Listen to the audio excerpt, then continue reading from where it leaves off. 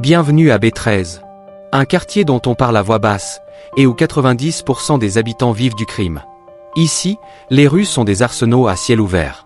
Pas d'école, pas d'hôpital, et surtout aucune autorité de l'État. Le seul commissariat du secteur tremble chaque jour en espérant pouvoir déménager au plus vite. À B13, survivre est déjà un exploit. Et ceux qui y parviennent ne sont jamais des enfants de cœur. Le maître des lieux s'appelle Yacine. Le plus puissant trafiquant de drogue du quartier. Impitoyable, froid, prêt à marcher sur des cadavres pour asseoir son pouvoir. Pourtant, un homme ose le défier. Léo. Léo n'a peur de rien. Il vient de dérober pour 1 million d'euros de marchandises à Yacine. Et au lieu de la revendre, il la vide dans sa baignoire pour la détruire. Une provocation pure. Mais les hommes de Yacine, menés par Karim, arrivent déjà. Léo accélère la destruction pendant que, dehors, Karim interroge brutalement un de ses complices pour connaître l'appartement. Il s'apprête à défoncer la porte, quand Léo surgit le premier. S'ensuit une fuite spectaculaire. Il bondit au-dessus des sbires, court sur les murs d'un couloir étroit, enchaîne les acrobaties.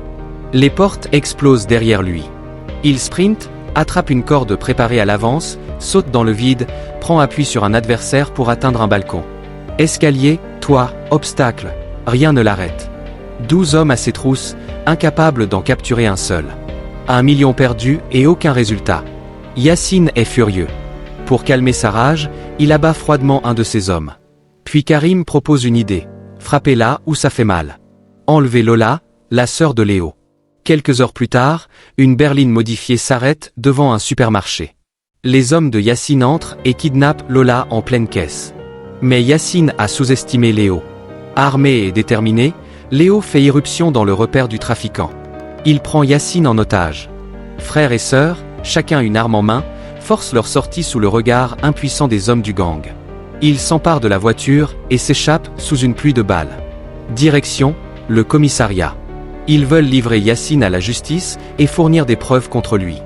Mais dehors, le bâtiment est déjà encerclé par des hommes armés. Le commissaire hésite, puis choisit son camp. Sous prétexte d'enregistrer leur déposition, il confisque leurs armes. Et trahi.